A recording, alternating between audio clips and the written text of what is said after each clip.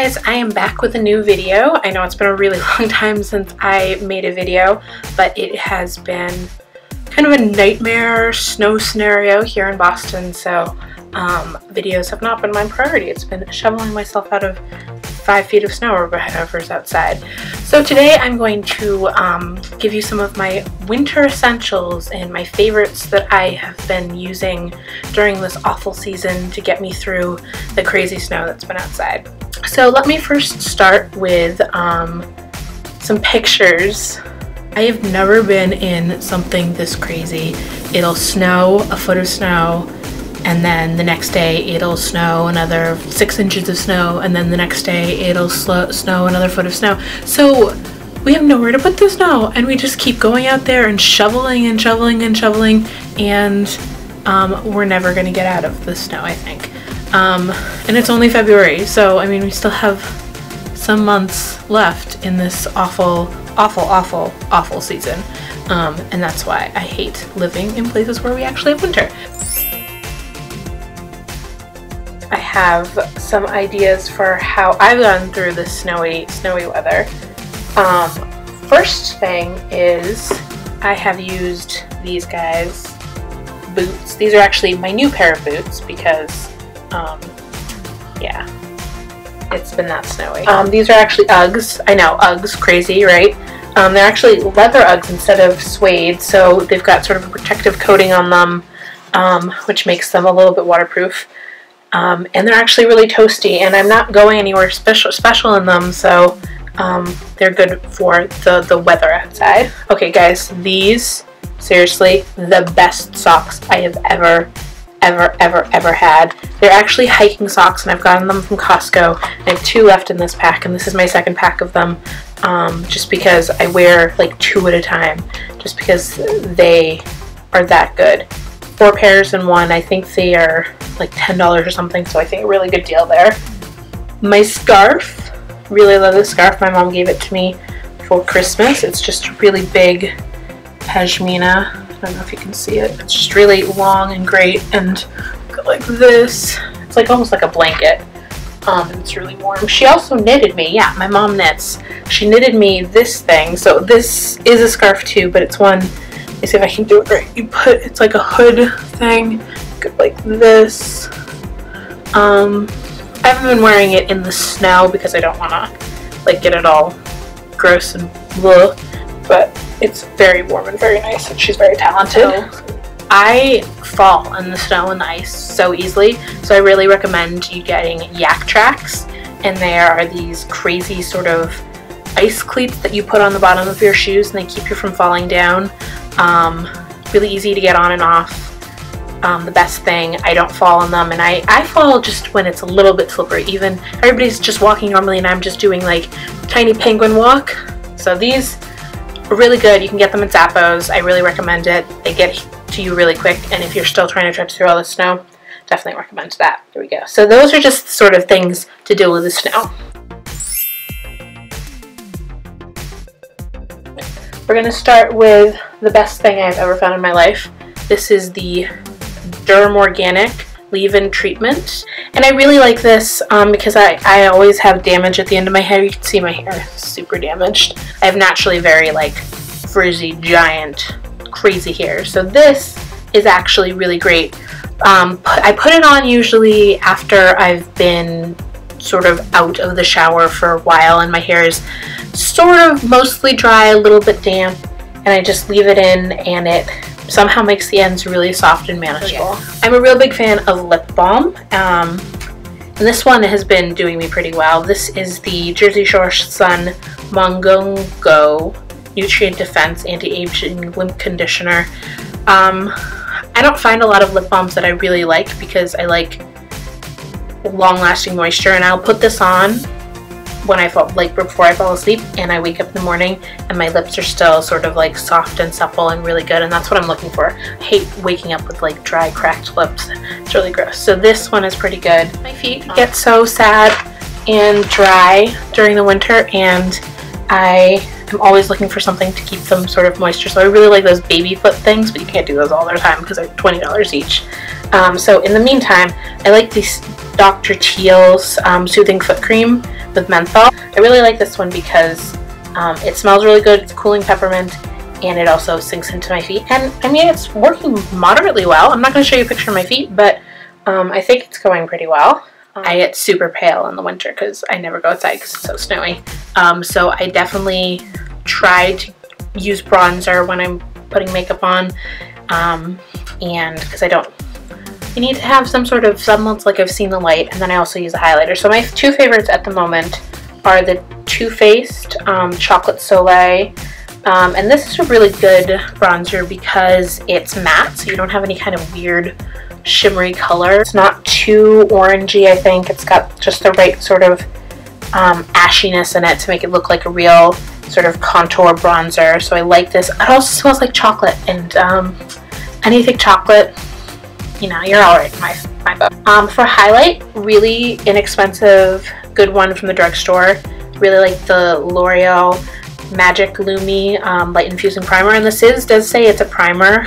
It makes no sense to me that it's a primer because essentially you'll put it on and then you put your foundation over it, which I can't imagine you'll see it through, and I've tried it a couple of times. It doesn't seem to make much of a difference. It's not a super great primer, but as a highlight, I think it's really good. It's not too glittery.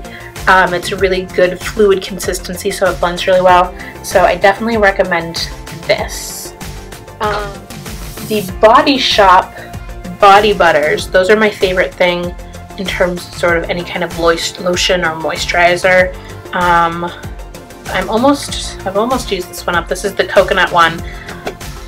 It smells so good. Look, it's almost gone there. So I need to pick up another one. And this one, I think I like this one sort of better than some of the others, especially during winter, because it's sort of a very thick consistency. So I feel it moisturizes better. I like the Satsuma one in summer because it's sort of a lighter, fresher scent, but this one's really good for winter. So these are something I really like. It's a pop of color on your nail. So I have not a pop of color on my nails right now, but I always recommend having a pop of color available and ready. So we've got this green one, which is called Wild Thing, and this one comes from Walmart. It's only $2, pretty good consistency, stays pretty long. Really love this crazy green color. And then, I don't know why I was holding it in front of my face, but the other one is the Revlon Perfumery. I thought these were kind of gimmicky, but I really like the color range in these ones. This one is sort of an apricot-y color, and it's called Apricot Nectar, so, and it does smell really nice. When you're sitting in the house and you can't go out because it's so snowy, you need ways of entertaining yourself.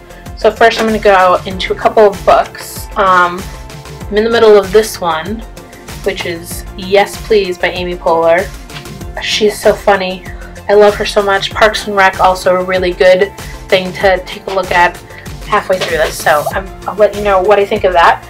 I also read recently Gillian Flynn, who wrote Gone Girl, has another novel called Dark Places, which the sort of the plot of it, when you read the back of it, sounds more interesting than Gone Girl, because Gone Girl, it's sort of like very simple, like a woman goes missing, is it her husband? Doesn't sound like it's going to be really amazing, but I thought it was really interesting, and the plot was sort of surprised me in the end. But this one was about a girl